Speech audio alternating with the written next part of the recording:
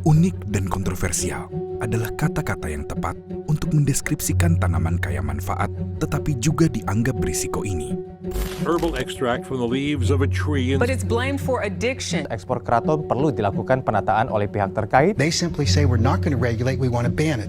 They should be regulating it and protecting consumers.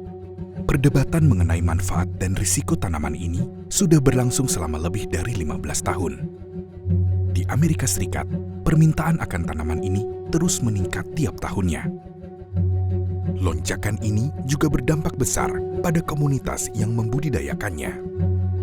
Meski memiliki banyak nama karena setiap daerah memiliki sebutannya masing-masing, tanaman ini akrab dikenal dengan nama kratom.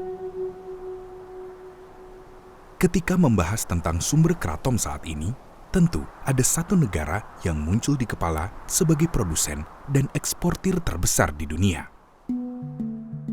Indonesia, negara dengan populasi sekitar 275 juta orang dan lebih dari 17.000 pulau, terkenal dalam budidaya kratom. Meskipun kratom yang terkenal adalah kratom Bali, sebenarnya kratom tidak berasal dari Bali. Varian kratom terbanyak berasal dari Kabupaten Kapuas Hulu di Kalimantan Barat, yang ada di Pulau Borneo. Kabupaten Kapuas Hulu yang menjadi pusat budidaya kratom dunia terletak di wilayah terpencil Indonesia. Sedikit orang dari luar, terutama orang barat, yang pernah datang ke sana. Keterbatasan bahasa menjadi masalah bagi mereka yang ingin memahami budidaya kratom dan kehidupan masyarakat di daerah tersebut.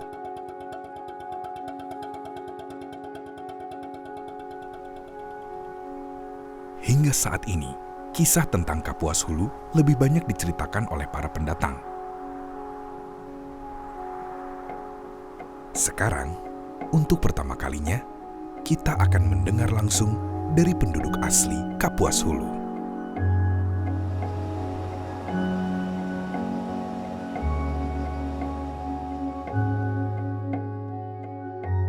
Bu Ati merupakan seorang petani kratom yang tinggal di Kapuas Hulu selama lebih dari 52 tahun. Sebelum saya kenal kratom, ibu kan jualan sembako.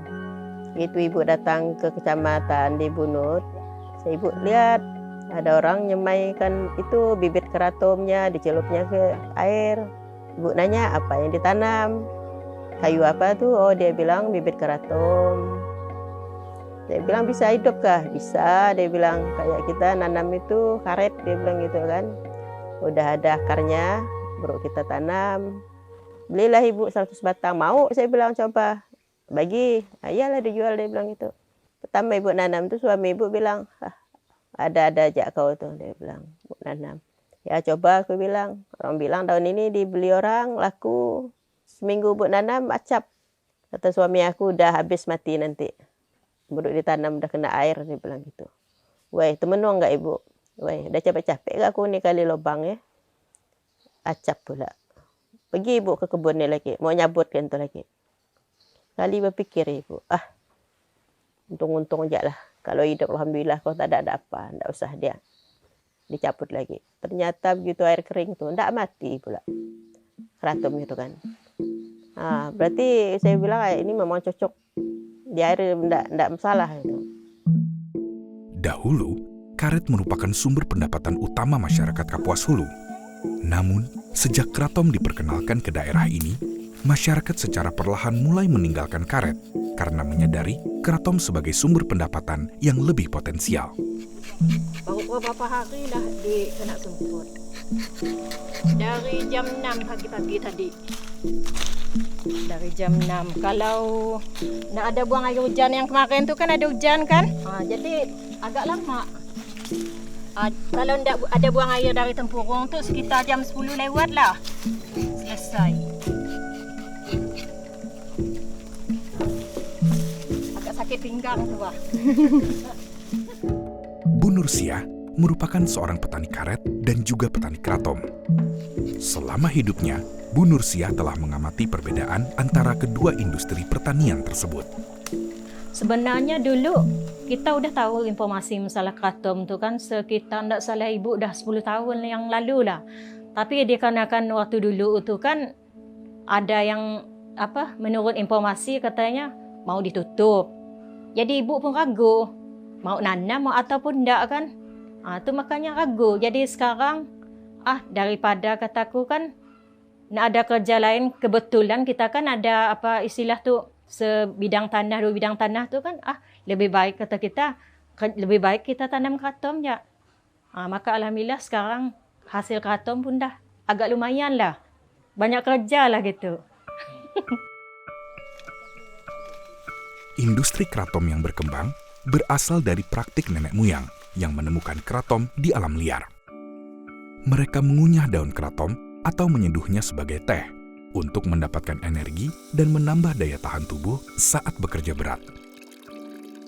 Praktik ini tercatat sejak tahun 1836, menjadi bukti bahwa wilayah dan masyarakat di sini memiliki hubungan erat dengan kratom. Jadi pertama kali kratom ini diperkenalkan oleh ahli botani dari Belanda, namanya Peter Wilhelm Cortals. Dia tertarik karena kratom ini banyak digunakan oleh masyarakat untuk meningkatkan ketahanan kerja.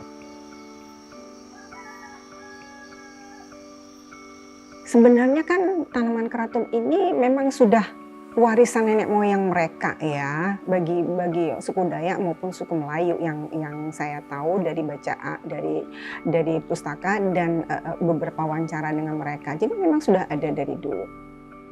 Kratom ini pertama-tama dikenal oleh masyarakat kita di Kapuas Hulu ini, memang ini adalah tumbuhan liar.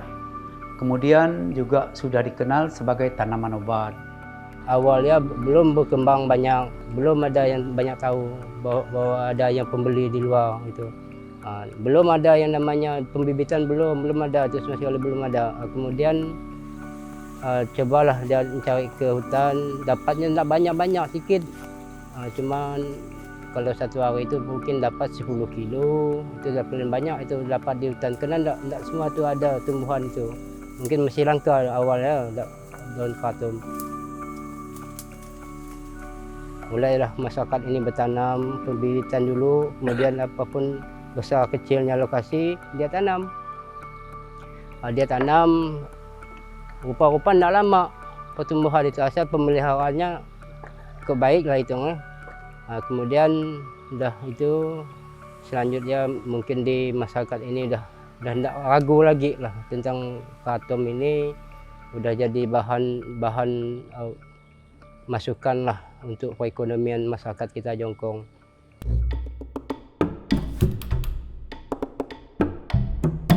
Kratom umumnya dijumpai dalam bentuk bubuk, namun penting untuk memahami proses budidaya kratom, mulai dari bijinya hingga menjadi tanaman kratom matang siap panen. Mari kita pelajari lebih lanjut. Langkah pertama adalah memilih biji dari pohon kratom. Kedua, biarkan biji tersebut tumbuh menjadi bibit. Setelah bibit memiliki akar, maka bibit kratom siap ditanam dalam media tanaman. Petani juga wajib membersihkan gulma dan melindunginya dari serangan hama. Saya melihat beberapa kratom di Kabupaten Kapuas Hulu khususnya, karena waktu itu penasaran ada berapa jenis sih kratom waktu itu. Jadi ada jenis kratom yang merah, yang urat daunnya merah. Ada jenis kratom yang hijau, yang urat daunnya hijau. Ada juga jenis kratom yang putih, tetapi itu jarang, gitu ya. Jadi intinya ada 3 jenis, tapi yang paling dominan itu yang merah sama yang hijau, gitu. Orang mengatakan katanya tiap jenis itu mempunyai khasiat yang berbeda-beda. Tapi menurut saya yang saya baca-baca, baik hijau, putih maupun merah itu ya sama-sama mengandung alkaloid yang namanya mitraginin. Permintaan daun kratom yang tinggi membuat proses panen menjadi lebih sederhana. Semua daun yang sudah matang dikumpulkan untuk digiling, tanpa memperdulikan warna atau bentuk uratnya. Satu-satunya kriteria panen adalah memastikan daun sudah matang. Mari kita telusuri proses panennya. Pohon kratom memerlukan waktu sekitar 6 bulan untuk mencapai kematangan yang memungkinkannya untuk dipanen. Daun kratom yang paling tua dipetik karena diyakini memiliki kandungan mitraginin yang tertinggi. Daun yang masih muda dibiarkan untuk terus tumbuh di pohon. Setelah dipanen, daun kratom dikeringkan. Daun tersebut dihancurkan, batang daun kratom dibuang, kemudian dikemas dan dikirim ke fasilitas pengolahan melalui jalur darat.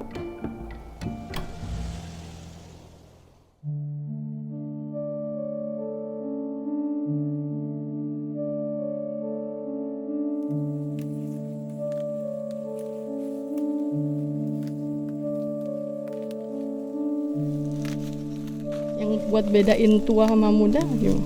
Dari ini, karena kalau dia yang sekitar 4 ini masih muda dia, maka di bawah dari 4 lembar daun yang ke atas dekat pucuk itu yang kita ambil. Jadi kalau kita tidak rutin jadi petani itu rugi sendiri. Kalau sudah jadi petani betul-betul harus kita jaga hasil panen kita. Malahan kita kalau panen hari ini kita 1 ton, bulan depan kita harus tahap lagi, harus naik gitu. Nah, nanti dia bilang, kakak tahu panennya 50 hari atau 1 bulan, saya punya catatan. Tanggal sekian saya panen. Nanti tanggal sekian harus kejar, harus panen. Proses menanam, membudidayakan, dan memanen kratom relatif mudah dan sederhana. Tantangan sebenarnya muncul pasca panen, terutama dalam proses pengeringan yang lebih kompleks dan krusial demi memastikan keamanan dan kualitas kratom. Kami sebagai peneliti, terutama di Universitas Tanjung Pura yang sangat dekat sekali dengan tempat asalnya kratom di Kapuasulu, itu kami berfokus kepada ingin menyelesaikan masalah yang ada di lapangan, terutama ketika daun kratom itu telah dipetik. Fokus kami sementara ini yaitu kegiatan pengeringan dan mesin peremahan. Nah, tidak hanya peremahan, tentu saja kami harus bagaimana setelah daun itu diremah, kami pisahkan lagi antara tulang dan daunnya. Sehingga lebih bersih, ya, lebih mudah untuk dilakukan proses penggilingan. Ya, kendalanya memang mengedukasi petani itu tidak gampang, begitu ya. Kalau petani kan mau yang simpel-simpel saja, begitu. Ya masih tetap mereka menjemurnya masih di bawah, seperti itu. Ada beberapa memang yang sudah membuat tempat penjemuran khusus gitu ya, tetapi kan itu nggak banyak. Dahulu, petani mengeringkan daun kratom di atas tanah. Namun hal ini menimbulkan risiko terkontaminasi oleh hewan. Metode pengeringan luar ruangan diperbarui dengan mengangkat kratom menggunakan jaring pengering khusus. Akhirnya, metode pengeringan dalam ruangan yang menjadi umum digunakan. Fasilitas dalam ruangan biasanya dilengkapi dengan rak kayu atau aluminium serta jaring yang didesain untuk pengeringan yang optimal. Dah sampai sekarang nyebarlah diminum untuk obat. Maka karena ibu dengar barang itu diminum, wah kita ini harus hati-hati juga. Kalau diminum kita harus bikin penjemuran. Di barang ini harus steril. Harus jadi petani itu harus betul-betul jadi petani. Itu prinsip ibu. Maka kita jemur dalam juga inisiatif kita sendiri. Karena kita kalau udah hujan, jadi kita tidak kewalahan. Kalau kita memang ada jemur di dalam. Jadi kalau kita mau ngangkatnya, tidak semuanya kita kejar kan. Pertama kita menghindari ternak, unggas apa kan, macam-macam debu. Jadi orang bilang, wah Kak Ati, macam kegiatan Kak Ati kerja. Tidak, aku bilang memang beginilah. Tidak ada orang ngasih dana, tidak ada orang ngasih dana, memang inisiatif sendiri. Kita berani berkebun, berani bikin usaha macam ini. Nanti kalau daun itu tidak dibeli orang gimana Kak Ati? Kita beli ayam, aku bilang, ternak ayam, gampang. Biasa aku ngomong, kalau enggak kita buka kafe ya di sini.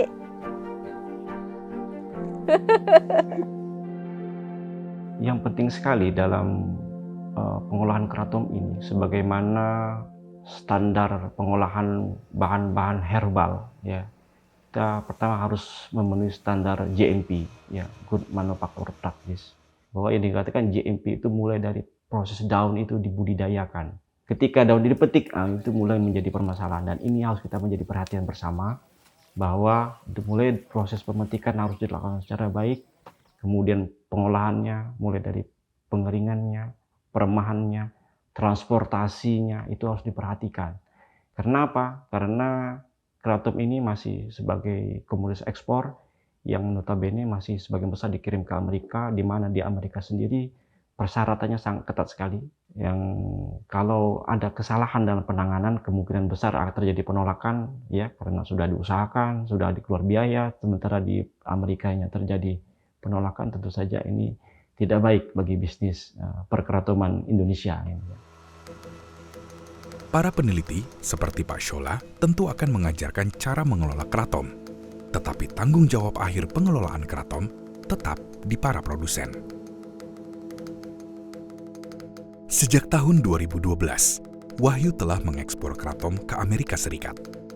Seiring berjalannya waktu, Wahyu telah mempelajari berbagai perubahan dan perkembangan dalam industri ekspor kratom. Saya mengenal kratom pada tahun 2012. Teman bilang ada dari luar negeri itu menginginkan tanaman herbal. Akhirnya saya bertemu teman itu menemukan kedamba ini. Kedamba itu puri, kratom sama dia. Akhirnya saya mengambil bahan-bahan bakunya dari Toho itu berupa remahan itu. Saya nggak ada pembeli, nggak ada apa. Cuma saya pasarkan di marketplace, di Alibaba, Tradekey, eBay, semuanya saya pasarkan. Ternyata ada yang respon, ingin mencoba. Mereka membeli 1 kilo. Jadi pengolahan saya dulu juga masih tradisional, menggunakan blender. Jadi remahan itu saya blender menjadi tepung, tapi tepungnya nggak sebaik ini, sangat jauh sih. Masih kasar dia. Dan itu banyak menghabiskan waktu juga untuk menggiling 5 kilo itu bisa berjam-jam dengan blender itu. Jadi saya coba kirimlah di tahun 2012 itu. Dan ternyata ya benar, ini adalah kratom.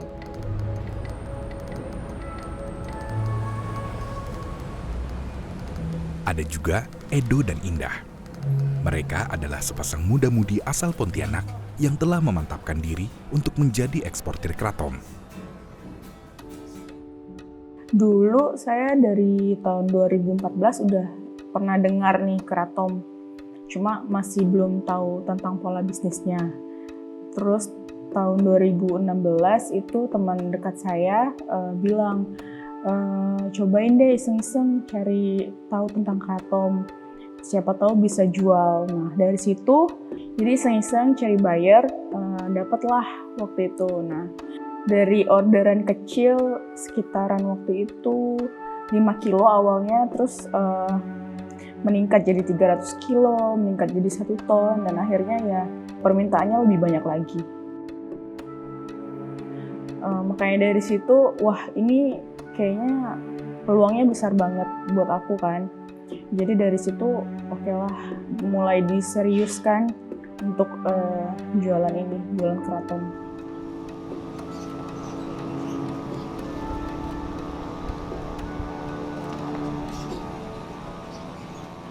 Melalui jalur darat, kratom diangkut dari Jongkong ke Pontianak yang berjarak ratusan kilometer. Dulu, perjalanan ini memerlukan waktu antara 18 hingga 20 jam. Namun, dengan adanya perbaikan jalan, sekarang waktu yang ditempuh hanya sekitar 12 jam. Jadi prosesnya kita mendapatkan bahan baku ini berupa kram dari petani yang sudah kita edukasi. Mereka mengirim maybe 1 truk itu muatannya 5 ton. Setiap kantong ini berkisar 40-50 kilo dan semuanya hijau. Dan ini sudah kita pilih, ini yang lolos standar uji MIT. Jadi akan kita proses mulai miling, itu proses menjadikan powder. Tahukah Anda bahwa bubuk kratom asli itu berwarna hijau? Bubuk kratom merah juga berasal dari daun yang sama, tetapi difermentasi selama 3 hingga 7 hari sebelum digiling. Semakin lama fermentasi, warnanya akan semakin pekat. Faktanya, sebagian besar kratom adalah campuran bubuk hijau dan merah dalam berbagai rasio.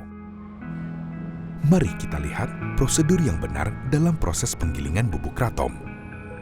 Setibanya di Pontianak, remahan kratom diperiksa kualitasnya. halus, kratom disterilkan lalu digiling halus menjadi bubuk. Bubuk itu diuji lagi untuk melihat kandungan mitraginin dan potensi kontaminan. Setelah semua uji kualitas lulus, kratom dikemas dan siap didistribusikan. Kemasan yang berisi kratom berkualitas kemudian dimuat ke dalam kontainer untuk pengiriman ke Amerika Serikat atau Eropa melalui jalur udara maupun laut.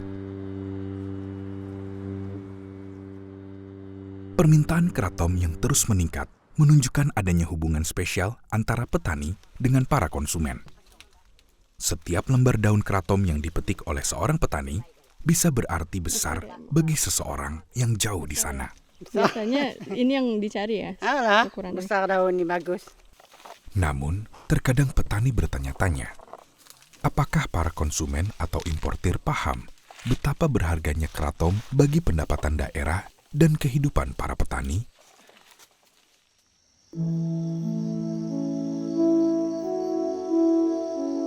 Mungkin kalian tuh belum dengar cerita. Kalau kami mau orang hidup di Kapuas ini, mau udah rata-rata setiap kampung, setiap rumah semua nanam kratom.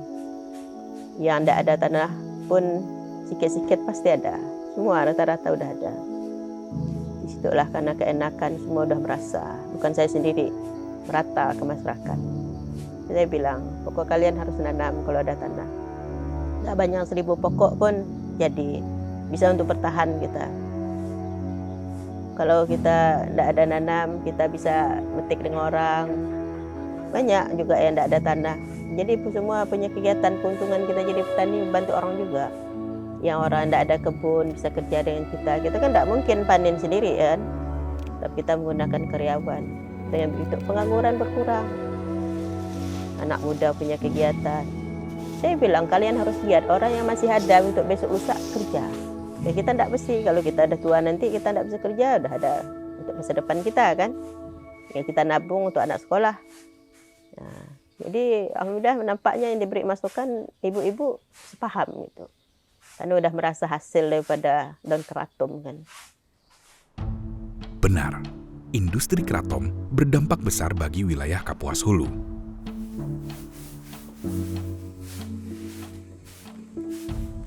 Industri kratom juga membantu pembangunan infrastruktur yang lebih baik untuk menghubungkan desa dan kota di daerah yang terpencil ini. Selain itu, peningkatan stabilitas ekonomi telah mengurangi masalah sosial yang dulunya merupakan masalah nyata akibat kesulitan finansial dan keterbatasan peluang.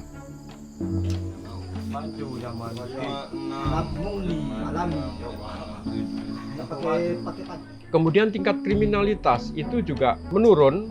Kalau kita pergi ke Nangambaloh yang merupakan kecamatan penghasil kratom terbesar di Kapuas Hulu, itu biasanya masyarakat itu berkumpul kalau terjadi acara adat pernikahan maupun berkumpul di warung-warung.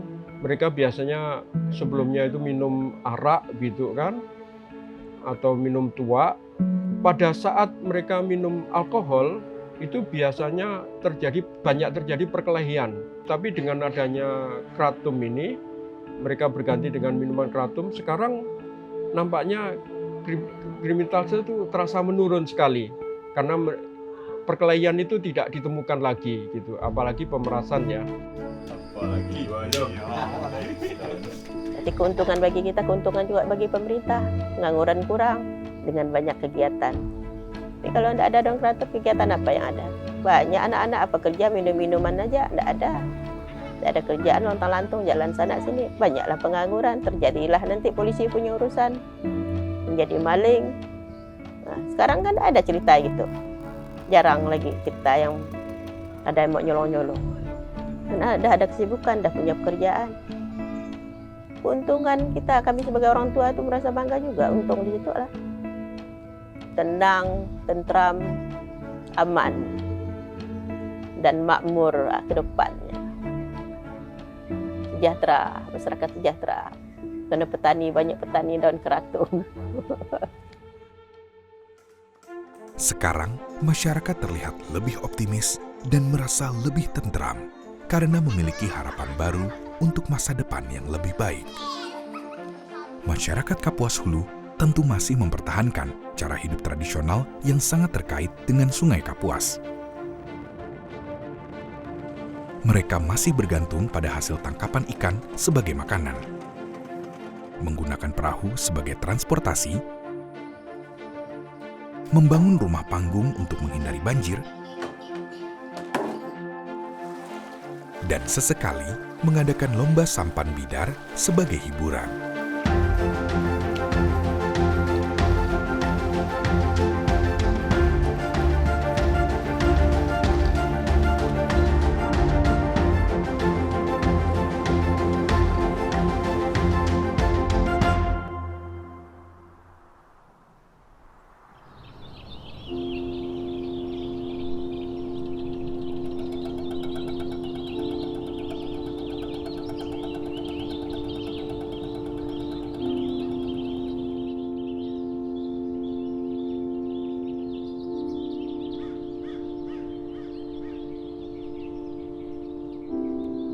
Wah, enaklah di desa.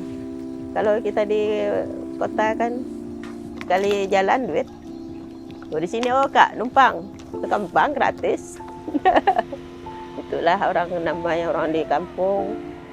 Ramah-tamahnya, jiwa sosialnya paling kuat orang di kampung lah. Rukun tetangganya, rukun keluarganya masih.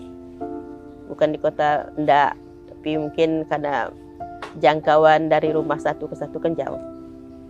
Bukan dia ndak anu dengan keluarga, kalau di sini kan dekat. Tinggal kita pakai kendaraan, hidupkan, pergi dah gampang kan. Keenakan lah di sini, di kampung. Alex merupakan adik Ibu Ati. Mereka berdua mengelola bisnis kratom, mengurus pertanian, dan proses pengeringannya bersama-sama. Saya tinggal di Pontianak itu lama, karena saya dulu kuliahnya di Pontianak. Saya pulang ke Kapuas Hulu ini tahun 2002. Yang membuat saya pulang ke kampung lagi, ke Kapuas Hulu ini, pertama memang keluarga menginginkan kita untuk cari kerja di kampung sendiri. Jadi di situ juga kita niatnya juga ingin membangun daerah kita juga lah, intinya di situ. Jadi kita tuh harus serba bisa. Kadang-kadang mereka marah, ingat-ingat kau umur dah sekian, apa kerja gitu. Ada apa? Kita kan memang tahu kesehatan kita, kemampuan kita kan. Kalau kita rasa capek, berhenti. Tapi kalau kita dah biasa olahraga zaman muda dulu, inilah olahraga udah tua kan. Nah, itu kan olahraga juga pagi-pagi, nebas-nebas kan dikerak badan kita. Yang nama hobi ini tidak bisa. Jadi hobi ini dah tua, lain. Jadi udah banyak dirasakan. Hidup di kota udah, pulang ke desa. Nah, inilah di desa, akhir pada kembali lagi. Kak Ati itu adalah kakak saya yang nomor 5. Saya bekerja dengan Kak Ati itu karena saya melihat peluang dari kratom. Kak Ati itu punya potensi karena beliau punya kebun dengan fasilitas penjemuran yang memadai. Ya, yang pasti kerja semuanya sulit ya kerja. Karena kita membangun pekerjaan yang baru kan harus banyak belajar lah yang pastinya. Enaknya kalau sama kakak sendiri kita nggak banyak hitung-hitungan. Nah, jadi nggak ada istilahnya pembagiannya nggak harus sekian nggak. Yang pasti kita kalau memang ada rezeki kita bagi. Kita juga berkenalan dengan Edek, seorang petani kratom yang tinggal dan bekerja di Desa Jongkong. Dulu saya sebelum bisnis kratom, saya kerjanya angkutan penyeberangan dari dermaga ke seberang sini sebelum mengenal kratom. Semenjak masyarakat itu berkebun dan petani kratom, alhamdulillah mereka lebih sejahtera, terus bisa menyekolahkan anak, bisa bangun rumah, kesehariannya lebih maju lah dari dulu sebelum adanya kratom gitu. Jongkong akhirnya memiliki pasokan listrik yang bisa diakses selama 24 jam. Sebelum tahun 2023, listrik hanya bisa diakses dari jam 6 sore sampai jam 6 pagi. Berkat pertumbuhan industri kratom lokal, kini masyarakat dan pebisnis bisa menggunakan listrik setiap saat. Harapan hidup memang semakin baik, namun bukan berarti tantangan bagi masyarakat Kapuas Hulu telah berakhir. Itu kita kan ada motor di air tuh kan. Kalau kita udah ndak bisa sana sini lagi, mau bikin lanting besar kayak si dedek tuh kan, dedek Rocky itu bikin lebih besar lagi untuk mesin penggiling tepung tuh nanti. Tapi ibu rasa-rasa tuh mau ragu lah istilah nanti, sedangkan harga mesin penggiling tuh kan mahal, mau berapa puluh juta kan. Nanti ibu takut khawatir kalau tuh begitu kita beli itu nanti kan dari pasang semuanya, terus kratom tuh ndak hidup lagi, bangkit lah istilah kita. Mau gimana, kita kan paksa rugi. Takutlah kita. Ancaman larangan industri telah menimbulkan ketidakpastian di sektor kratom. Para produsen, baik pengering maupun eksportir, terpaksa memilih antara berinvestasi besar untuk memenuhi standar GMP, yang berarti mereka harus meminjam uang dan berisiko mengalami kehancuran finansial, atau memilih peralatan yang lebih murah dan berkualitas rendah dengan risiko menurunkan kualitas produk. Waktu itu kami memulai pembangunan sekitar bulan Juni. Kemudian pada bulan September kalau nggak salah ya, ada isu-isu tentang pelarangan kratom lagi. Nah, itu membuat kami ragu untuk berinvestasi besar di sini karena takut tiba-tiba nanti terhenti gara-gara ada pelarangan ini. Nah, maka dari itu kita sempat menunda proses pembangunan ini selama 3 bulan.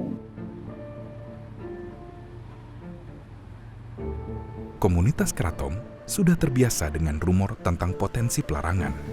Namun penyelidikan dari Organisasi Kesehatan Dunia atau WHO menimbulkan lebih banyak kekhawatiran.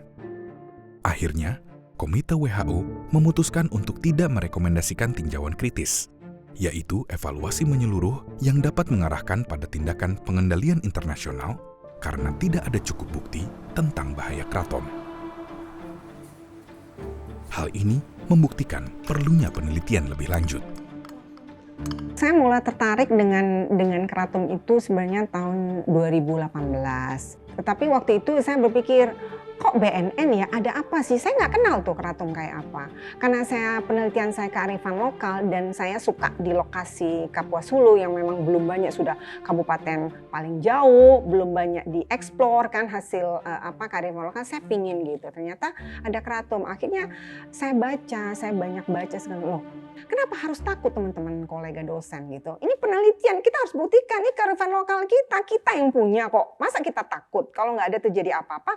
Ayo kita buktikan. Jadi niat saya dengan tim saya dari Fakultas Pertanian ini hanya untuk semata-mata ayo kita buktikan ini tanaman kearifan lokal yang diklaim sama masyarakat bisa untuk mengobati berbagai penyakit. Ayo kita buktikan mana yang benar gitu.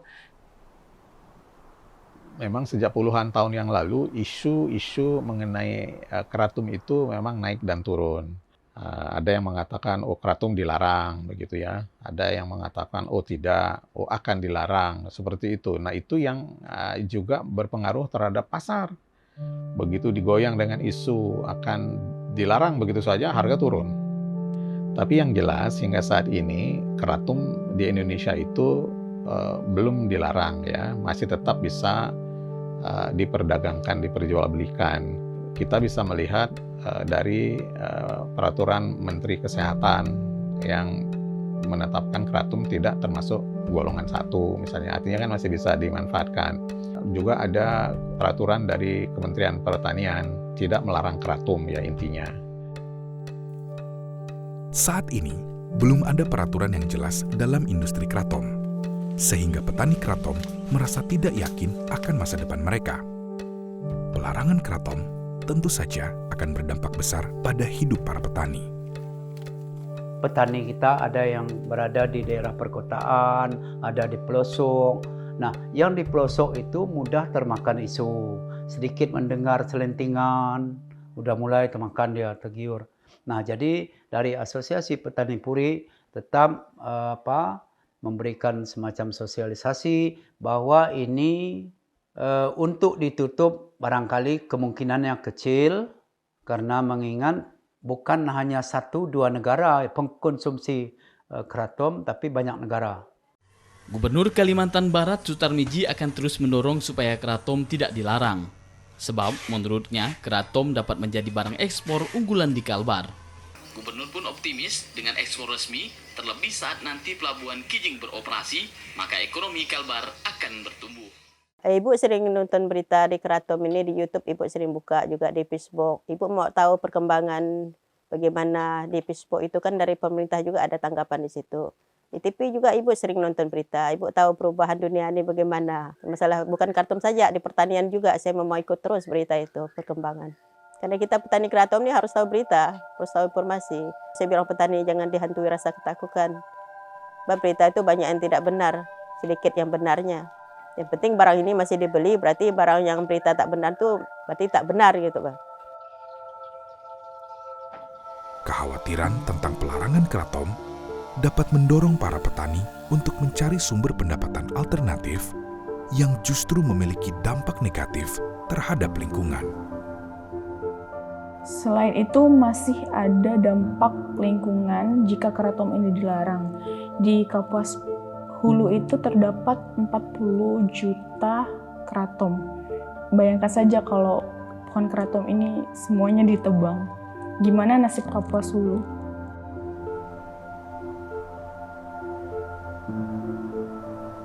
Kratom tidak hanya ditemukan di Kalimantan Barat, tetapi juga di bagian lain Pulau Kalimantan. Mona Lisa adalah ketua kelompok Tani Bina Setia di Desa Hurung Bunut. Saya lahir dan besar di desa kecil di Kalimantan Tengah. Dalam beberapa tahun terakhir, saya melihat kerusakan lingkungan itu sangat drastis, begitu ya. Jadi ini meresahkan saya begitu. Kalimantan merupakan salah satu wilayah yang paling parah terkena dampak deforestasi di dunia. Sebuah studi yang dilakukan pada tahun 2020 menemukan bahwa setengah dari seluruh hutan hujan asli Kalimantan telah hilang antara tahun 1973 dan 2015. Jadi yang terjadi adalah hutan kita semakin berkurang, dan sebagai masyarakat adat Dayak yang menggantungkan hidupnya di hutan, secara langsung kita akan terdampak. Kalau dulunya orang tua saya contohnya itu mengambil karet, mengambil hasil hutan sebagai sumber pendapatan, saat ini udah nggak bisa lagi. Apa yang terjadi adalah masyarakat bergantung kepada praktik-praktik ilegal seperti tambang emas, tambang pasir, kemudian illegal logging yang merusak lingkungan. Nah, untuk mengantisipasi itu, untuk memitigasi, mengatasi dampak-dampak yang terjadi dari adanya perubahan iklim itu, maka salah satu kegiatannya adalah dengan melakukan penanaman kembali terhadap hutan-hutan yang sudah gundul, begitu.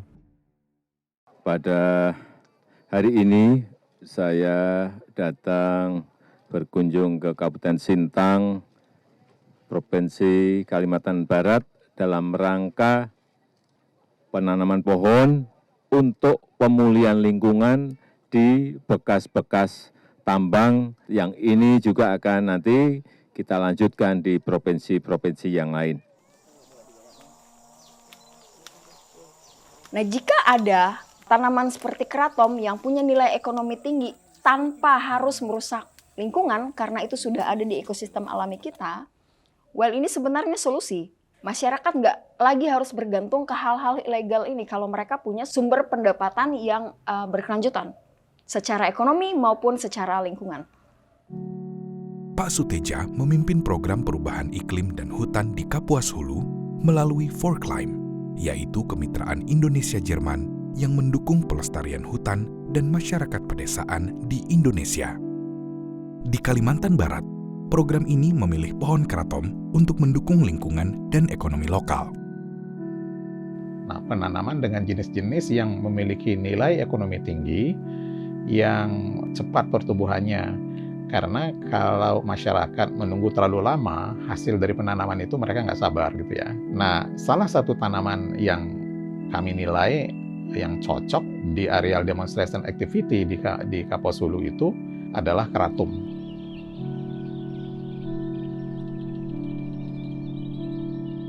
Kalau dilihat ketika pertama kratom dijadikan program pekerjasama Jerman dengan Indonesia, kita sudah tahu pasti ada kelebihan kan. Berarti ada manfaat untuk lingkungan. Kenapa dia dipilih gitu loh? Padahal itu udah lama sekali ya. Seberapapun hasilnya, serendah apapun, minimal dia tanah kosong bisa dan apalagi sifat kratom itu mudah tumbuh di air tergenang, dia itu survive gitu.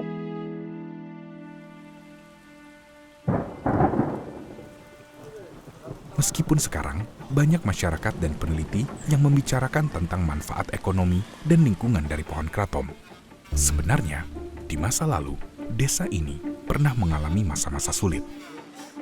Ada penderitaan masyarakat yang dialami masyarakat waktu saya survei itu, kadang-kadang 2 hari itu kesulitan makan, sehingga mereka cukup menderita. Tapi dengan adanya kratom ini, mereka tidak ketakutan lagi untuk kehilangan pendapatan karena kratom bisa dipanen pada waktu musim hujan maupun banjir ya.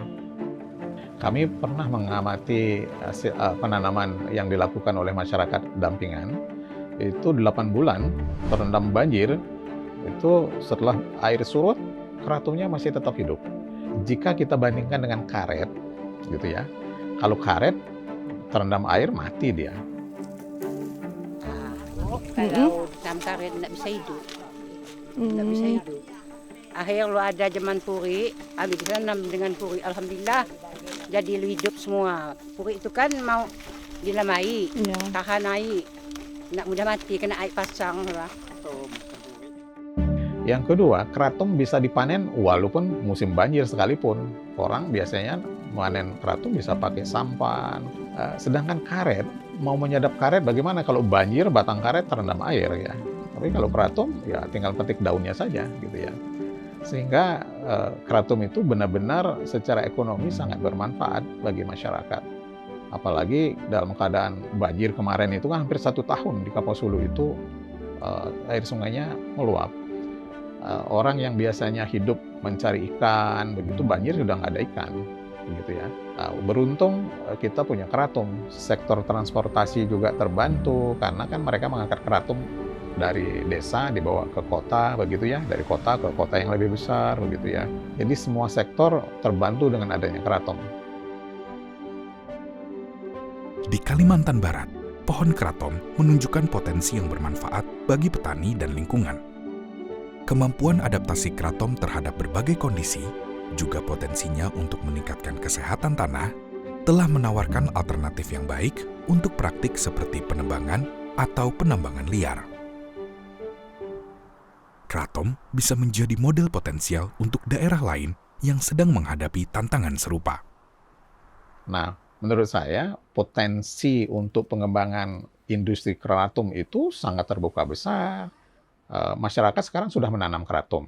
Jadi investasinya tidak perlu mulai dari awal kan.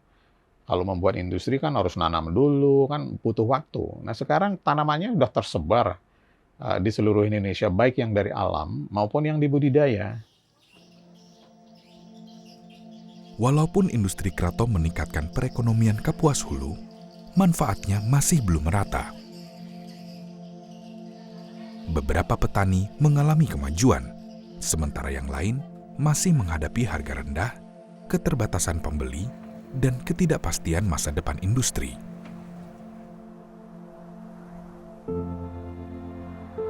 Meski bersemangat dengan komunitasnya, Mona Lisa tidak bisa menyembunyikan rasa frustasinya terhadap situasi industri saat ini. Potensi pasar yang besar tanpa rantai nilai yang jelas itu hanya potensi. nggak akan pernah bisa jadi solusi yang nyata bagi masalah kita di tingkat tapak. Tanpa adanya regulasi yang jelas, nggak mungkin ada investasi bisa masuk ke daerah. Ya, jadi selamanya petani akan terus bergantung kepada tengkulak dan selamanya petani nggak punya kontrol terhadap harga. Jadi lagi-lagi petani lokal adalah pihak yang paling tidak diuntungkan. Regulasi itu sangat penting sekali ya untuk menjaga stabilitas bisnis ya dari usaha kratom, terutama regulasi yang diperlukan untuk menstandarisasi produk daun kratom yang dihasilkan oleh petani. Oleh karena itu saya kira di sini peran pemerintah sangat perlu sekali untuk mengatur kebijakan pengawasan dan pengendalian, terutama mengenai mutu ya, mutu produk ini, supaya produk kita ini nanti di negara pengimpor itu terstandar dengan baik.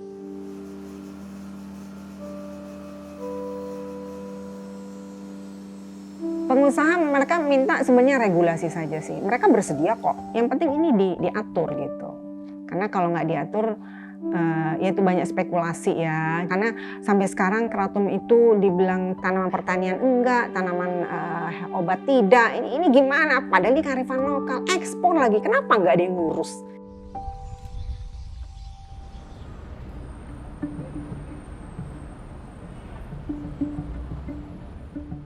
Peraturan yang jelas akan menguntungkan masyarakat lokal dan perekonomian yang lebih luas, serta membantu pemerintah untuk menilai risiko dan manfaat penggunaan kratom dengan lebih baik melalui penelitian ilmiah.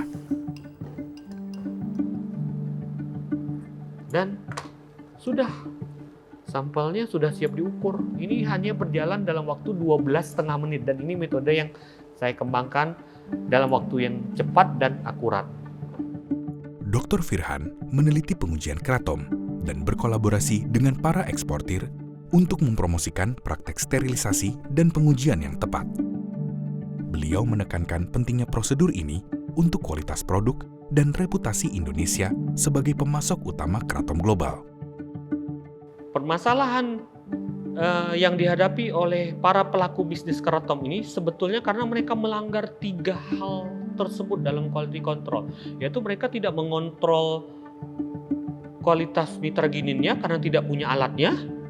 Kemudian mereka tidak mengontrol cemaran heavy metalnya, baik itu dikarenakan tidak punya alat dan tidak punya kesempatan atau tahu cara untuk mengeliminasi ini seperti yang kami lakukan. Tapi paling tidak kalau mereka mau berkembang ya paling tidak lakukan pemeriksaan heavy metals contaminant. Dan yang ketiga, jika mereka tidak melakukan prosedur sterilisasi, banyak dari mereka yang tidak melakukan sterilisasi. Bahkan sebetulnya kalaupun mereka tidak bisa menguji, ya mereka cukup melakukan sterilisasi saja di sini gitu. Tapi mereka men-skip itu. Jadi mereka memanen, memproduksi, memaking, sterilisasi, skip. Langsung kirim ke US. Begitu ada masalah, detect E. coli, Salmonella, reject. Karena mereka melanggar 3 hal tersebut. Sesimpel itu. The FDA says it tested 30 kratom products, finding what it calls significant contamination levels of lead and nickel. Kita setuju dengan FDA bahwa kratom yang ekspor dari Indonesia itu harus bersih, free kontaminasi dari mikrobiologi, heavy metal, dan harus standar operasi production yang betul. Itu kita setuju.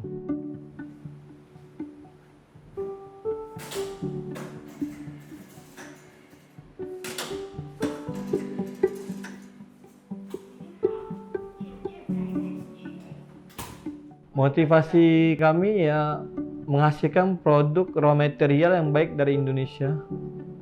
Jadi sehingga tidak ada kesannya Indonesia tuh mengekspor kayak pernah FDA itu membuat statement Indonesia itu sebagai eksportir E. coli, Salmonella, dan heavy metal. Malu nggak tuh? Malu nggak kita sebagai Indonesia? Padahal kita mempunyai sumber daya kratom ini di Indonesia yang terbaik. Nah itu yang kita ingin merubah stigma itu. Karena market kratom juga semakin tahun semakin besar kayak gitu. Kita nggak bisa menoleh ke zaman dahulu lagi. Terlalu melihat, oh kayak zaman dulu aku masih bisa kirim, itu udah berbeda. Itu zaman dulu, zaman sekarang udah berbeda. Industri udah berbeda. Jalannya industri udah bukan kayak zaman dulu yang cuman asal ada barang, mereka terima, enggak. Sekarang udah lebih dipantau sama pihak FDA segala macam, karena konsumsi keraton di Amerika itu udah sangat besar.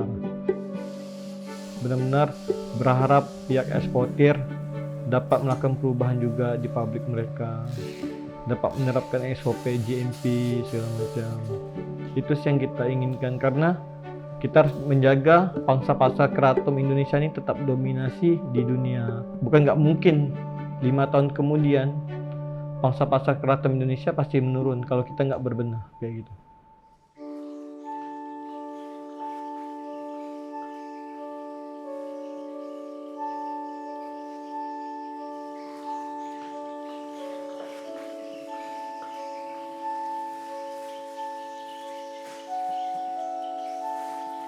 Dulu dari 2017 pengirimannya masih sistemnya amburadul lah gitu kan, asal-asal mau kirim, ada pesanan langsung kirim, terus terdata pun enggak. Terkadang ada permasalahan di jalan maupun di Pontianak, kita enggak tahu. Berbeda dengan yang sekarang, setelah kita udah memiliki warehouse ini, jadi sekarang tuh pengirimannya lebih detail, dari jenis bahannya, terus jumlahnya, supir truknya, jadi lebih enak dari sekarang daripada yang dulu. Jadi kita punya sistem supply chain itu udah kita jalankan dari tahun 2021 waktu itu. Jadi supply chain system manajemen ini dari tingkat petani hingga final packaging. Itu sistem by barcode. Dari petani itu kita memberikan akun untuk mereka input data segala macam, barang ini berasal dari mana, kapan pemrosesannya, setiap batch-nya tuh jadi kita tahu. Kegunaan sistem ini tuh untuk melacak jika terjadi sesuatu gagal produksi di tingkat petani, kayak heavy metalnya tinggi segala macam, ada kontaminasi mikrobiologi, jadi kita tahu ya, mudah didetek ya. Jadi kita cepat mengambil tindakan apa yang harus kita lakukan terhadap petani ini. Tapi karena sebelumnya waktu kita belum punya QR code ini, ya kita nggak tahu barang yang mana bermasalah ini dari mana, dari petani mana. Ya. Hingga detik ini alhamdulillah petani kita itu udah bekerja sesuai SOP yang udah kita terapkan. Karena utamanya industri keraton ini bukan di tingkat eksportir. Mau kita quality control gimana pun, packaging sebaik manapun, tapi kalau raw material yang udah jelek, mau gimana pun tetap jelek hasilnya. Yaitu tingkat petani itu harus memang kunci utamanya di industri ini. Di masa lalu, petani terlalu bergantung pada eksportir dan tidak memiliki perwakilan yang konsisten dalam memperjuangkan kepentingan mereka di berbagai tingkatan, mulai dari edukasi hingga berurusan dengan lembaga pemerintah. Pendirian asosiasi petani pertama di wilayah ini, yaitu APURI, yang didirikan pada Januari 2023, merupakan kemajuan besar. APURI telah mendaftarkan 5.000 petani utama yang memiliki lahan dan melibatkan hingga 75.000 petani lainnya. Visinya itu untuk meningkatkan kesejahteraan para petani. Kemudian yang kedua, untuk memotivasi pengelolaan pertanian. Kemudian yang ketiga, mendukung daya saing dan devisa negara. Itulah intinya, garis besarnya. Pada bulan Maret yang lalu, kami dari Asosiasi Petani Puri Indonesia ada mengirim permohonan kepada pihak kementerian, terutama kementerian terkait seperti Menteri Perdagangan, Menteri Kesehatan, kemudian Menteri Sekretaris Kabinet. Selang beberapa waktu jawabannya ada, siap untuk menerima. Nah, lalu setelah kami ke sana menemui para menteri di sana. Ini bekerja sama untuk memohon kepada pihak pemerintah supaya ini sesegera mungkin ada kejelasan. Nah, oleh pihak pemerintah, mereka sangat menyambut dengan antusias. Cuman mengingat perlu proses, ya tentunya tidaklah semudah membalik telapak tangan. Cuman pada intinya pemerintah sangat mendukung dan punya statement tidak akan mengorbankan para petani kita.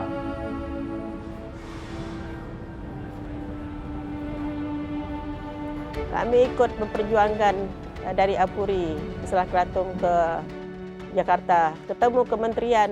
Di situ saya sebagai masyarakat rasa bangganya luar biasa, apalagi ibu-ibu. Sebelumnya tidak pernah bermimpi saya nginjak di Jakarta ketemu menteri. Hanya nonton aja, tidak pernah komunikasi langsung. Tapi dengan ada Apuri, dengan adanya Kratom, rasa bangga luar biasa, berarti Kratom ini hebat. Begitu ibu datang dari Jakarta, ibu langsung sampaikan apa yang ibu dapatkan ilmu dari sana, penyampaian dari pemerintah. Jadi ibu terangkanlah ke masyarakat. Mereka pun bangkit lagi semangat mereka. Kemarin sempat mereka juga ada patah semangat juga dengar isu yang tidak jelas bahwa barang ini tidak dibolehkan lagi.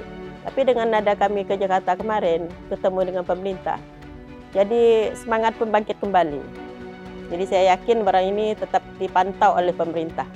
Kejelasan masalah legalitas pertama.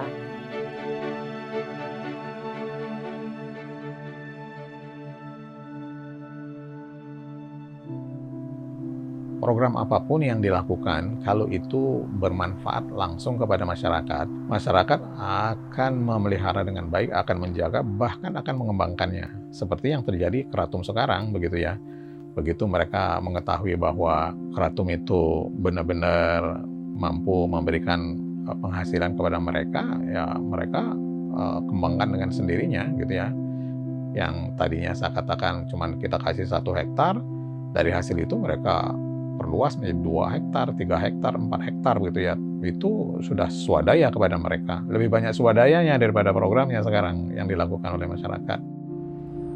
Nah, sekarang pemangku kepentingan yang bisa lakukan adalah bagaimana kita satu memang bekerja sama dengan universitas, satu peneliti-peneliti yang sudah meneliti Kratom lebih dahulu.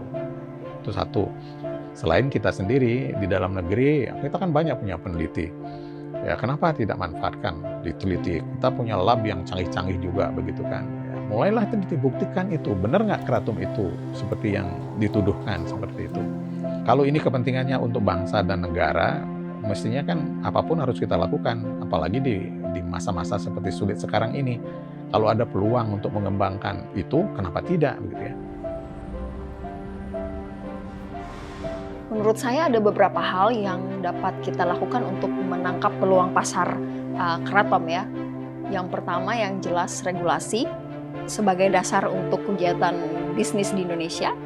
Kemudian perdalam riset agar kita tahu lebih banyak tentang Kratom itu sendiri, keuntungan dan kelebihan, dan bagaimana sebenarnya produk yang diinginkan oleh pasar. Kemudian yang ketiga adalah edukasi bagi pelaku bisnis Kratom di Indonesia, baik itu off-taker, mungkin tengkulak sampai dengan di tingkat tapak yaitu petani, sehingga petani juga dapat mendapatkan hasil atau harga yang maksimal.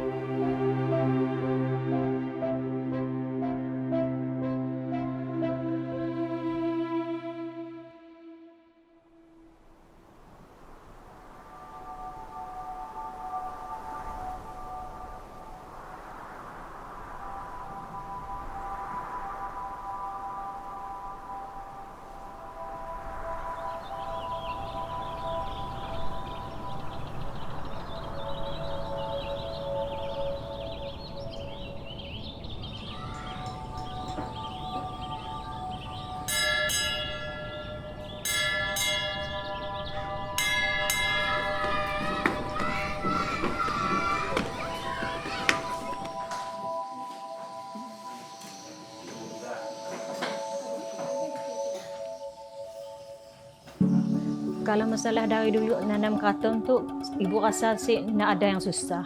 Saya bilang ke mereka kan, Baru 1 hari istirahat di rumah rasanya sakit, dah pegal-pegal kan badan. Tapi kalau kerja di kebun enak kenapa? Kita kan lihat tanaman kita kan bagus, kenapa? Sering dipelihara. Karena tanaman kalau tidak dipelihara mana bisa bagus. Itulah makanya terasa sakit pun jadi enak. Gitulah. Itu yang namanya kalau kita dah kerja tuh dah luar biasa.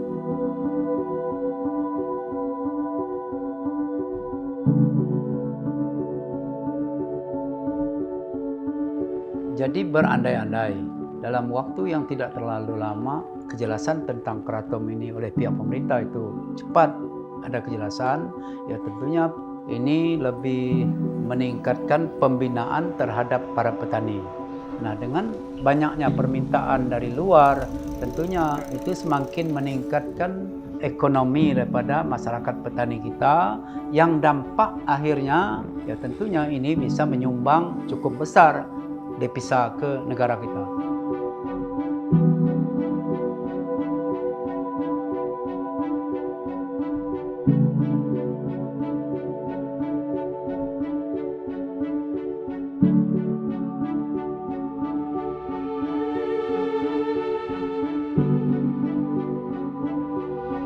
Ya, harapan kami karena kami dari program Porklaim yang menginisiasi pembudidayaan keratum di Kapuas Hulu secara meluas ya, di 32 desa yang akhirnya juga ditiru oleh masyarakat di seluruh kabupaten, keratum bisa tetap dimanfaatkan dan dilestarikan.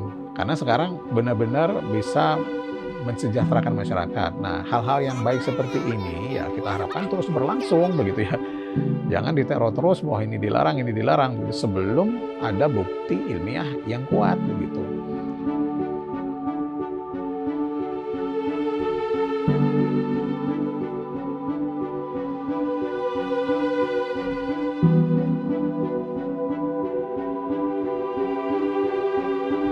Sama-samalah kita harusnya saling bekerja sama, saling menguntungkan dan saling meningkatkan mutu produknya. Makanya organisasi di antara asosiasi ini seharusnya juga janganlah mereka memandang saling sebagai pesaing, tetapi sebaiknya saling bekerja sama untuk sama-sama mengatur produk ekspor ini ya.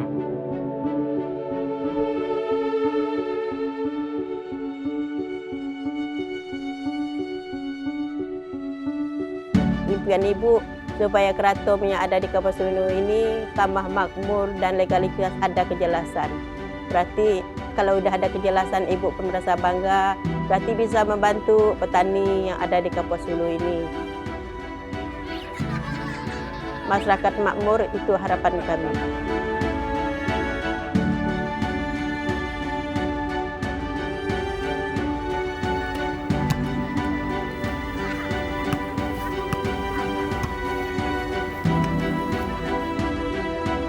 Kapuas Hulu, hanya sedikit alternatif yang bisa dilakukan untuk mencari nafkah, sehingga para petani berkomitmen untuk tetap membudidayakan keratom.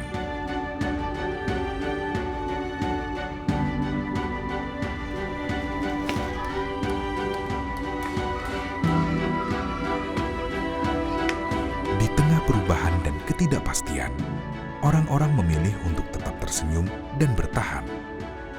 Mereka yakin bahwa bahkan dalam skenario terburuk sekalipun, mereka memiliki komunitas yang kuat untuk mendukung dan membantu mereka menemukan jalan baru ke depan bersama-sama.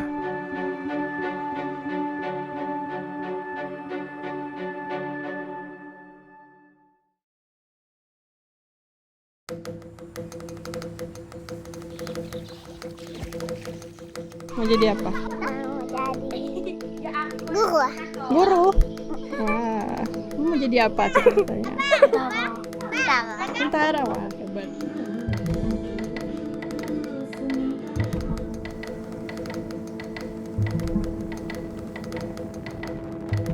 Halo, Sister, selamat datang.